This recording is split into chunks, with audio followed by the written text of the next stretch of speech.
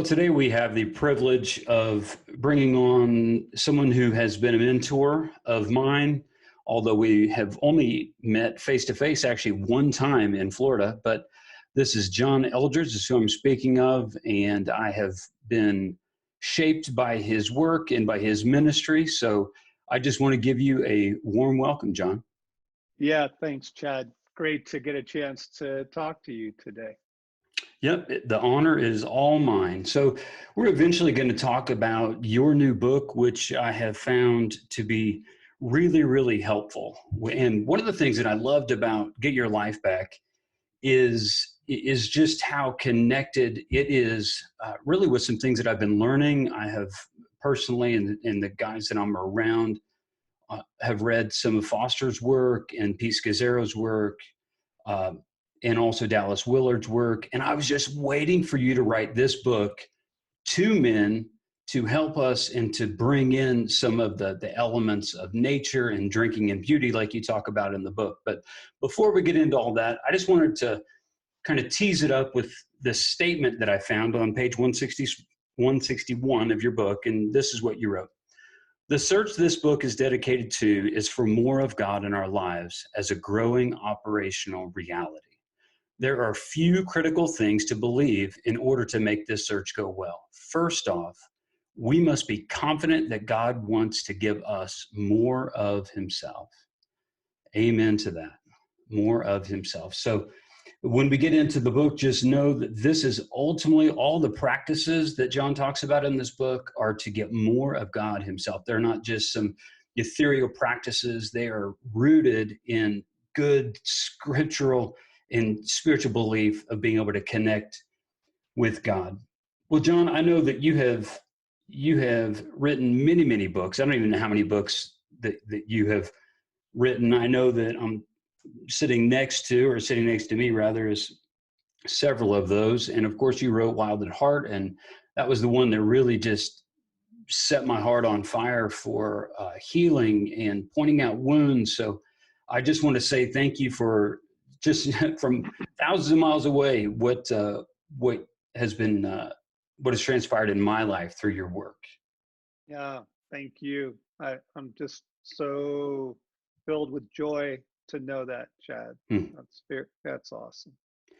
And I know you've written a bunch of other books too, and all of that, but I was just kind of curious and just kind of thinking about this and just to pique my interest. And but I was just wondering, what does the writing process look like for you? You know, I think I got cured of some things as a young man in ministry. I worked in the local church in my 20s, and then I worked for a really big Christian organization. And I saw a lot. I saw a lot of at least American evangelicalism. And one of the things that I really took away from those years was don't talk about anything you haven't lived yourself. Hmm. Everybody's got a theory, everybody's got an idea, everybody kind of wants the new and the wow and the latest. But if you haven't lived it, you really don't have the spiritual integrity or authority to talk about it. And so all of my books come out of what God's teaching me. All of them come out of like Wild at Heart. That was a personal journey. I needed that. I needed that book personally. And so I went and chased it and then found that it was real and shared it. So it's been like that, whether it was, learning to hear the voice of God with walking with God, like do that for several years and then talk about it, or, and then with Get Your Life Back, it's very much like that too. I actually didn't intend to write this book. This wasn't like the next one on the list. I needed it. I just got fried in the world out there and spun up, and I was doing what everybody's doing, which is trying to keep up, Right. more and more, faster and faster. So my actual process looks like this. There's 3 stages. I'll keep a journal for a while, just a writing journal with me, kind of carry it around with me, and I'll steal quotes and songs and things that just strike me. Somebody will say something and I'll go, oh, that's really good. And I'll, Mhm. write it down. And so I remember it. And I take a lot of notes, listen to God, I notice notice the movements of my own soul. Mhm. That's where most of it takes place. Because George McDonald said, there's not anything that takes place in the human heart that isn't in some way universal to every human heart. Mhm. And so whether that's joy or sorrow or struggle or anything. So second phase, I'll actually begin to lay a book out, and I've got a big, well, you can see this cork board behind Mhm. me that you get to see, my office. I'll just start tacking things up all over it, right? And just how do these ideas, I'm looking for structure. I'm looking for, kind of Okay. like an artist would, like what's the flow here? What's the landscape? How's this go? And so phase two, I'll kind of look at how does this flow? And then phase three, I'll start writing. And Mm. and I don't even start. I don't chart with chapter one, page one. Like I'll write with what I'm passionate about that day. And so I might start with chapter four and just go, this is where I'm at right now. This is what um, and kind of build the book like that. So that's kind of how it goes. Wow. Yeah, that's a really interesting approach. I could see, I can see that, from a reader's perspective when I've read your books, that there's authenticity there. And I don't know how it is to be an author, the pressure from the publisher to, hey, this is the next book and this is a 3-book deal. I don't know. I don't really care about all of the ins and outs of that. None of that translates, in my opinion, none of that translates from your work. So Good. it's and especially this book. This book, the word that comes to mind with this book when I was reading it is urgency. And Yes. and it's I could just sense an urgency the way that you wrote, and and probably because the topic is, it addresses my life, but also just where we are in this cultural moment. So Oh you yeah. Yeah. The crazy thing is, Chad, like I wrote this book before the pandemic, yeah. and life was hard, and then this hit, right? And now people are super hard pressed. Like, and it's just good to just name that right now. Like, this is a super stressful moment Yeah. for the human soul. Like, people weren't meant to be locked up. People weren't Mhm. meant to not be able to touch each other. People weren't meant to be disconnected. We've lost our normal, and people find a normal because it's what helps your soul be well, right? So whether your normal was getting together with your buds on Thursday nights, or your normal included church on Sundays, or how all that, you find a normal, and all that's been taken away. And I think the practices in this book are Jesus knew what was coming, Mhm. right? He knew what was coming, and he prepared this and a lot of other good things. I think to help folks through it. What I found comforting is, going from Wild at Heart and Fathered by God was very instrumental in my story and other people's stories that I've interacted with. It just really spoke a language of the masculine heart. And now I get into and read this book, and I'm thinking, okay, so John's real too. He's a dude like the rest of us. He's trying to figure it out in this walk with God in a tumultuous world. Yep. It's just with everything going on. So so ultimately, you'd pointed to the reason why you wrote the book is because of what was happening in you. But speak more about that. Yeah. Well, here was the wake up call. Like, I'd seen a bunch of signs, but States and I raised three boys. They're young men now. They're starting their families. So we've got little tiny ones, little grandchildren. And Chad, I noticed that I couldn't play with them for more than like 5 minutes before I wanted to check my phone, Mm, and I wanted to check my email, and I wanted to look at the news, and this is before the pandemic.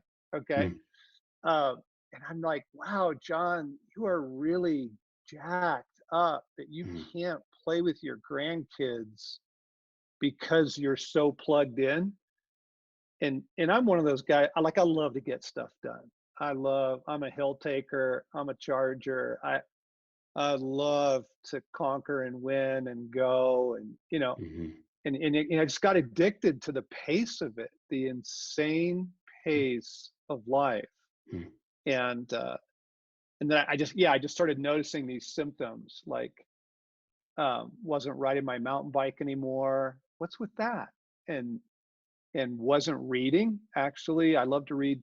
I wasn't, I could start books, but I couldn't finish them. And there was just this distraction that had gotten into my head and into my soul. And then I was just cooked. I'd get home at the end of the day so fried, Hmm. just empty, tired, exhausted, but also kind of like cooked by the day. Oh, just cooked. And I didn't like it. I didn't like it. Um, so I set out to change it. Is this something that Stacy could also see in you? Totally. Totally. And was happening to her too, Mm. because she's an author. We run a ministry together. She's going hard. Um, in fact, she was going so hard last year, she took a sabbatical because she was just exhausted. Women's ministry, as you know, in the church. I mean, Yeah. it's exhausting, and there's a lot more demand to it. And I say this with all love and respect, but women, frankly, are more complicated. Right. Yeah. And so, yeah, she also is experiencing the craziness of just living in a world that's always on go. Yeah. It's always on go. Everybody's always on go.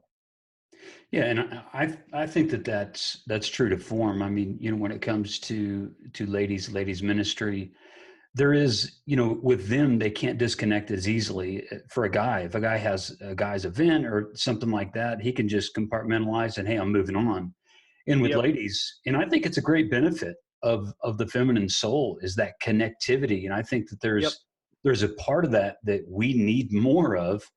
And but yet it does get us in trouble. We can compartmentalize and then shut everyone out, and they can be so interconnected that they don't have time and space for themselves. They're too busy taking on the burdens of other ladies. So I definitely understand that. Well, in the day and age that we live in, we live in social media. It's just a social media driven world, and there's no way that we can escape that, especially now with all of the stuff that's happening with the pandemic. And now it's just driving people even more so into their phones. So before even all of this, because I don't want to get too into the weeds about what this pandemic could do, because I think the practices of get your life back will help us if we would simply do them. Even right now, I think it'd be very beneficial. But speaking of social media, what other things have you seen that whatever other effects has social media had on the human soul? Well, so I've been a therapist for 30 years, and looking at the research, there's a direct correlation between your use of social media and the rising rates in America of anxiety and depression, Hmm. like a direct correlation. Tons of research on this now. Direct correlation to envy, rising envy in the culture and in people's souls. So it's actually pretty brutal. And I believe in it, by the way. I'm not a Luddite. I don't think everybody ought to just go live in the woods. Right now, people are being saved by the chance to just see somebody else's face online, Yes. right? And say hello and connect and share a picture of your dog and Right. a funny video or something. That's all Hmm. good. That's all good. But here's the thing. Um, so let me try and give like a big picture thing, because this is what really helped me. The war has always been for our attention. The war is for what grabs your attention. And I was talking about being super distracted, because the internet and the way that we consume information with our smartphones is literally rewiring our brains. The brain science is fascinating. The brain is a super malleable thing. They used to think it was like set in childhood, but your brain is very malleable, and it can be rewired. And so the last 20 years has basically taught everyone not to have an attention span. Like, we go Yeah. quick, and it's the swipe, the like, the scroll, the feed, boom, boom, boom, the text, the emoji, right? That Mm. so this is what was happening to me. And I love my attention. Like, I love focus, I love clarity, I love like digging into things. Um, and I got Nicholas Carr's book, The Shallows, What the Internet's Doing to Our Brains. And he describes my personal experience of like, wait a second, I used to be a very thoughtful person. And Wow. now I'm a really distracted guy. And Mm. so here's the big picture. The big picture is the war for our attention. And Psalm 1 is that gorgeous picture of people who are so planted in God. Mm. They're evergreen. They describe their trees whose leaves never wither. Hmm. And I just love that. They're like, wow, these people are so rooted. And then it contrasts them with people who are like chaff. They're just so shallow Mm. and lightweight. Just the next thing blows them away. And the whole thing is about your attention. The trees by the river, Psalm 1 says, they are able to give God their attention. And so, like, even in this hour, I would just say to people, like, yes, connect, yes, use Zoom, but not a ton, Mm. not a ton. Like, you got to regulate it, and you got to pull out and do real things and be a real human being, not just a digital human being, Hmm. because it's literally actually affecting your brain, and it's affecting your ability to give God your attention. Mm. Wow. Yeah, I could definitely see that. And I could definitely see, even in my own life, whenever I've been operating at a really fast pace or something like that, or just operating always on go, because I tend to be the type of guy that you just characterized earlier, always on go. What's the next thing? Okay, productivity. Let's crunch this out. I have a checklist. I'm like, let's get these things checked off the list. Let's get it done. And what I can verify with my own life is, man, that is such a trap, because I can be so inundated with that mentality that even in the times where I should be in my living room just engaging with my family, or maybe you're watching a television show instead of a commercial. I mean, who watches commercials anymore, right? It's like you pick up your phones, like, what am I going to do? I'm going to check my email. I'm going to go through Instagram. I'm going to go look at Facebook. I'm going to look at Twitter. It's just, okay, now we're back. There was no action. Now the TV show's back. Instead of those times, I mean, whenever I was a kid, those were the times where we actually connected, even as a family, in the middle of a show and just kind of talking about it, just in normal everyday life. And that seems like a petty example, but I wanted to give that example just because I think even in that example, you see what your message that your message is consistent. Yeah, yeah. What you're describing is we don't know what to do with downtime anymore. Yes. Just watch people in lines. Everybody Yes. pulls their phone out. If your plane's delayed, if there's a line at the market, everybody's on their phone. It's Yes. like we literally don't know what to do with just chill time anymore. Mm. And chill is actually really important to the human soul. The Hebrew word for Sabbath is Shabbat, Mhm. and the word, it actually means to stop. Just Yep. stop. Just knock it off for a while, Mm. right? Like, just stop doing anything. Just be a human being. Goof off. Downtime. Chill time. Mhm. And you're describing, we can't even do that during commercial breaks. Like, Right. it's yeah, it's pretty messed up. The the challenge I think that we run into also is one of the things that you point to, and I would like for you to elaborate more on, is the pause. whether Yeah. it's a 1 minute, 3 minute, or 10 minute, which your app is really, really good. But even in that, it's like we've gotten to, it's really sad. It's really an indictment on where we are as a culture, I think, because when I downloaded the app and I have it prompts at 10 o'clock and 2 o'clock. And so when the app goes off, how silly is it for us as a culture that pausing for 1 minute is difficult? Right. 1 minute. It's like I literally have to buy into 1 minute where I'm not going to do anything other than just Yeah. sit and breathe and Yeah. observe the presence of God. Yeah.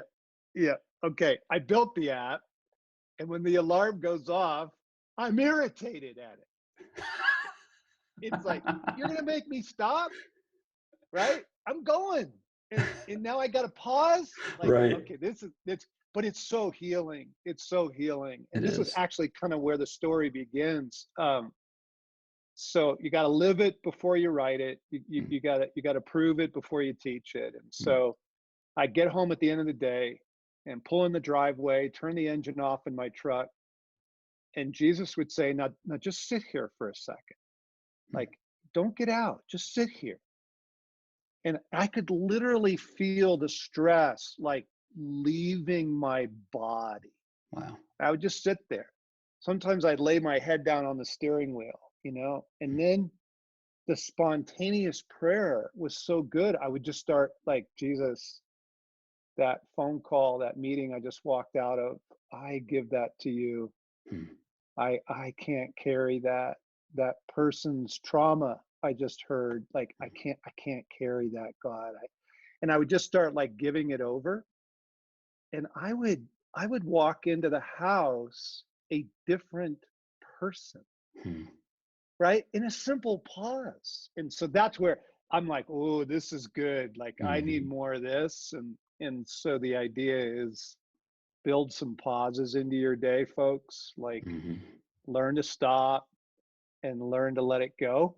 mm, Learn to just breathe and not carry everything. And it's so nourishing. It's wonderful. mm. That's the cool thing. Most of the stuff I recommend in this book, it's almost immediate gratification. Like this, Yes. it's not like taking vitamins and some 2 months from now you recognize, hey, I think I'm feeling better. you know, this stuff, it's like, holy cow, I start feeling better right away. Mhm. You talk about two words that I've never heard joined together: benevolent detachment. And talk about that. Talk about how that benevolent detachment, what that is, kind of describe that, tee that up for us so the men that are listening will be able to heed that advice and then uh, apply it Yeah, accordingly. I'll tee it up with a pretty disturbing study that was done. So after 9/11, they discovered that people who watched the Twin Towers go down on television suffered the same PTSD as the people who were there. Like, Wow. yeah, yeah, because the human brain doesn't know how to differentiate some of this. And so you are exposed, gang, to way too much that Mm, the human soul was never meant to know about the drama, the trauma, the heartache, the news in every single city in the world. Like, you just weren't meant, you're not wired for that. Like, mm, only God can do that. mm, But the problem is, because of the smartphone and because of technology, like, you are instantly aware of the earthquake in Turkey, the latest bombings in Syria, the fires in mm, Australia. It's just boom, boom, boom, boom, boom. mm, And then you throw into it two things. You throw into it the pandemic and a coming election season, and you're going to get hammered with way more information than you should know. mhm, And so, what do? Well, you got to learn to let it go. And benevolent detachment is, I'm not doing it because I'm pissed. I'm not doing it because I'm checked out. It's kindness. It's benevolent. It's with it's with a good heart. I release this. mm, I'm not giving the world the finger. And I'm benevolent, meaning something done in kindness. but detachment, because this stuff just grabs you like Velcro, you Mhm. know. And so this morning, Stacy violated one of our morning rules is this: do not check your phone first thing. Mm. Like, let yourself be a human being. Make a cup of coffee, look out the window, say some prayers, like Mhm. have a moment, for heaven's sakes, before you are in the matrix, right? Yeah. So, but she didn't. And here's what happened. Like, this is what everybody does. We get up, we look at our phone, and there was all this stuff about the pandemic and the new restrictions and she was tanked.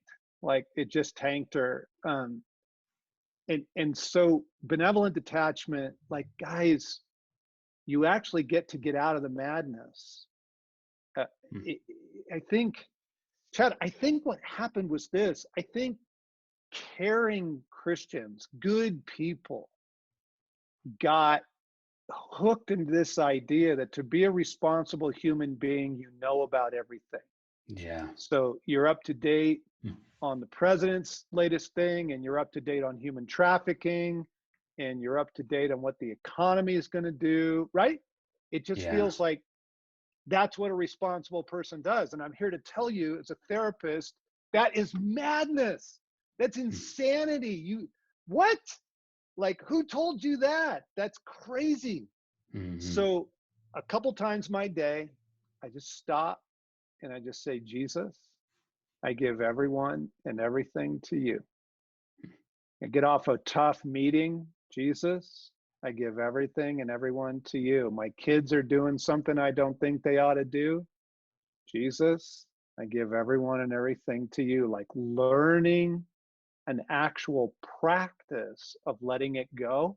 Mm. And I'm telling you, like, again, your body will right away. I just feel better. I'm like, oh my gosh, I couldn't believe how much I was carrying. Like, Mhm. in the, for us productive people, the brain research is if you will stop and do this a couple times a day, it actually gives you an upgrade in your focus. Hmm. You Wow. come out of it a more focused person. Interesting. That's really interesting. And so that's not a license, guys. If you're listening, that's not a license to just go harder and harder and harder. No, no. The key is you pause and then you have the focus that you need. In those moments. Yeah. You This book kind of hinted around something that I wanted us to talk about too, and it's meditation. I think that this is my opinion, but I think that meditation, as far as evangelical Christians, I think that it's gotten a bad rap for a long time, and we've just given that over to, well, that's just New Agey, or that's just Eastern, or that's just something else. And Yeah. now there's, of course, another upheaval of Stoicism, which is all about what they call meditation. And now it's like Christianity. It's like, because the people that I mentioned earlier, I think they're a big bump into this too. When you talk about Ortberg and Willard and authors like that, now Yep. they're talking about meditation. But what's your perspective on meditation, and how can Christians recover that for the glory of God? So it's the war on your attention again. Mm. Okay. The war is for your attention. Are you able to give God your attention for more than a quick moment? Mm. All right. And I would say God and the graces he's bringing you. So just to enjoy beauty for a moment, to enjoy a worship song for a moment. Like, meditation is your ability to linger with God Mm. in anything. Okay. So Psalm 1, blessed is the man who doesn't walk in the counsel of the wicked, stand in the way of sinners, sit in the seat of mockers, but his delight is in the word of God. Mm. And on his word, he meditates day and night. He's like a tree planted by streams of water, yielding its fruit in season, leaf never withers, everything he does prospers. Mm. that the guy is flourishing because he is in command of his attention. Mm. And in the war for attention, I just want to say, like, world, you can't take my attention hostage anymore. I'm going to choose when I engage, and I'm going to choose to disengage. And I want to be able to just sit. I want to be able to sit on my porch and just be aware of God. That's meditation. Mm. Well said. Well said. One of the things that you talk about in the book, and you kind of juxtapose these two ideas of relief and restoration.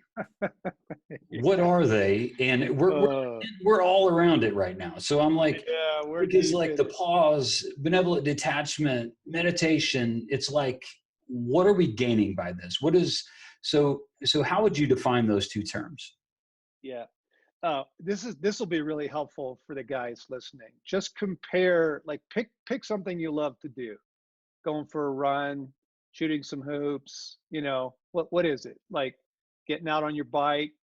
Think about how you feel when you're done with that compared to how you feel after binge watching 3 hours of Netflix.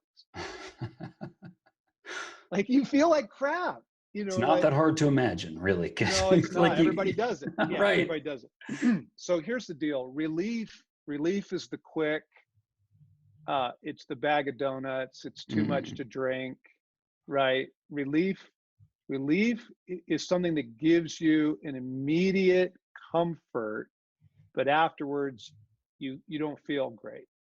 mm, Restoration is the thing that you go do that afterwards you feel so much better.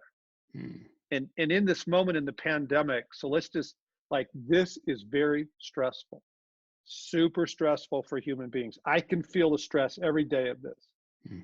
And yesterday it was, I'm in Colorado. Yes, 2 days ago it was 70 and it was awesome. Yesterday it was snowing and it was 15. Wow. But I know that if I don't, I spent the entire day on Zoom calls, and I was fried. I was just completely cooked. I knew I have got to grab the dog and I've got to go. And I went out in a blizzard Huh, and I took my walk anyway, and it was wonderful. huh, Like, nature heals, beauty mm, heals. mm. Like, that is restoration versus what I wanted to do was just go, you know, pound a couple beers and eat a ton of chocolate. Right. And yeah, so in this moment, everybody, just be aware what you're reaching for is probably relief. Mm. And what we need to begin to do is just set up some restoration every day.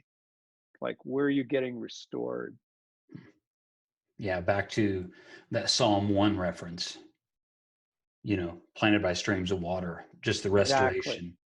And one of the obviously in if anyone has read any of your work, and even the book that you and your bride wrote, Captivating, people would know that you're a man of the outdoors, or even just now that you went outside, you knew you needed to get outside, go for a walk in the middle of a blizzard. I don't know if I would have done that, but if I was if I was fried like that from being on Zoom calls, maybe, right? It's like, Yeah, that I'm desperate. but with all of that, what benefit does the outdoors play in all this? Yeah. So we could come at it from two angles. We could go to scripture and, like, look at Psalm 23 and say, Mm, how does God restore David's soul? mm, And the answer is outdoors, mm, right? Streams, meadows, nature. mm, But you could also just go to research data. The fascinating thing, people in hospitals recover faster, need less pain medication, they're released sooner if they just have a window looking on nature. mm, That's amazing. Nature heals. Like, the mm, human, God wired us, we're made for creation mm, and not for the mall. And mm, and I can watch too much March Madness. I can, I do all that. But when I want to be restored, It's what nature does. 20-minute walk in the woods lowers your cortisol levels. Research shows, like, it's super healing for you. And I want to say, for men in particular, men are shaped by real things, Mm-hmm. like working in the shop, going down to the batting cage and just whacking some balls. Like, men are shaped by real things. And the more and more and more that our world is digitized and we're spending all this time on screens, the more you need nature, the more you need reality, the more you need to get out there, right? And like a friend of mine, this is nuts. A friend of mine lives in LA. They closed the ocean. What? Like, how do you close the ocean? For heaven's sakes. That's like, so, and I understand there's like, 45 million people or whatever. And so, Yeah. too many people on the beaches. I get it. But that would be the one thing that would rescue everyone right now, is to go Yes. for a swim, Yes. right? That would be so renewing Mm-hmm. and healing. So, yeah, technology versus the outdoors, guys. Reduce one and increase the other. Mm-hmm. Amen. It's interesting you make that reference to California, and I'm not even going to take the bait of California doing something like that, right? It's just low hanging fruit. It's too easy. I'm not going to do that. But, conversations that I reside in Georgia, and of course we have a beach also, the whole eastern shoreline, of Georgia is beach. So probably not nice, not as nice as LA, or parts of California, but nonetheless at the beach. And so I've had just kind of conversation recently. People are kind of like wondering, okay, why are the state parks open, which they are in this state? And also, they're saying the beach is open. And so they're like, why is this open when everything else is supposed to quarantine? And, everything, it's like, it's just, is this essential? And everybody's like, I just don't get it. And what I've said to them is, I said, no, it is. I said, you're actually, if people are cooped up in their houses, stuck to a phone because of everything that we said at the onset of this conversation, and because of what the research shows that you dig into your book, we need these experiences outside. We need a Yep. trail. We need Yep. trees. We need a swamp. We need a waterway. The lakes are open. We got to get in kayaks and canoes, and people will, just breathe deeply into the outdoors because of the nourishing effect. And in the conversations that I had, it was interesting. Once I started talking about it, they were like, oh, that actually makes sense. I'm like, we're creatures. The way that God has made us is to be able to need beauty and nature and the outdoors because Yep. of our spiritual and emotional state. Yep. And so I'm hoping people will read this book, and that they read it quickly, because this has so much to benefit us, even right now in the stage that we're in, and just the time period in history. I mean, this is going to be written in my grandkids, your grandkids' history books of like Yep. this time period. It's Yep. remarkable. It's Grandpa, remarkable. tell me about the pandemic. Right. Wow. Yeah. What was that like? Right? Oh, Well, wow. here's the question to your listeners. What's the story you want to tell? Yeah. You want to say it was horrible. I really suffered from mental collapse. Hmm. I was so scared. Or do you want to say, you know what? I used it to flourish. Yeah. I was stuck, and so I went deep, Yeah. and I found God, and I prayed a lot more than I normally do. And oh man, there was this one walk I used to do, and you described the walk and the trees, Hmm. and it was so healing. And ever since then, I've just made it a habit to get outside. Yeah. That's remarkable. You are actually starting to talk about really what I wanted to be the last question of our interview. And I know you have to jump off here. You have 7 minutes, and then you got to jump to the next thing, and you may want to take a pause in between then. So you're actually speaking right into this. And I wanted the last question that I would ask you to be this, John. Uh, what would you like for your legacy to be? I'm not just talking about with your kids and grandkids, because I think I know the answer to that. But as far as, you know, on the world stage, I mean, your books have touched millions of people. And, I was just wondering, what would you like for your legacy to be? Hmm.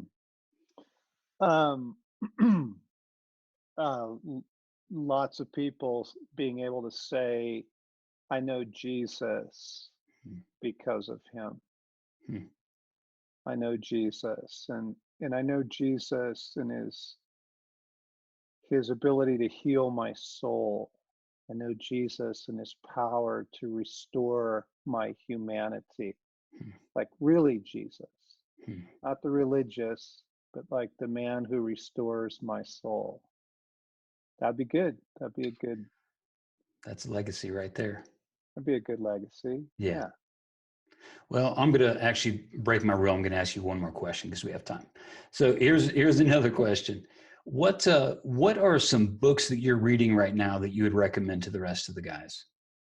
Well, okay, because we're in the pandemic, I'm going to recommend like playful stuff, light stuff that Okay. brings you joy, right? So, The Horse and His Boy from the Narnia series, Hmm. right? Robert Ruark's book, The Horn of the Hunter. It's an incredible story about an African safari and the wildlife and all of that. I'm reading Teddy Roosevelt's books on his ranch days. Oh, Uh, wow. and when he had a ranch in the Badlands of the Dakotas, Hmm. I'm reading fun stuff, right? Hmm. I'm not reading heavy stuff right now because there's just enough heavy, right? Hmm. We're all getting our heavy through the news and everything. So I'm keeping it light. Great advice. Great advice. Well, John, I want to say thank you very much for coming on the show today. You have given us a lot of insight and practical things to jump into and to really to get our life back. No pun intended on the title of the book. I believe it. I believe in the message of the book. I'm utilizing it. I'm an advocate, and I will probably be the reason why you sell several more books. So, Thank you, yeah, Chad. That's awesome. Yeah, yeah. let's go help some people. Yeah, that sounds great. But again, thank you so much for coming on the show today, John. Yeah, it's been an honor. Thank you.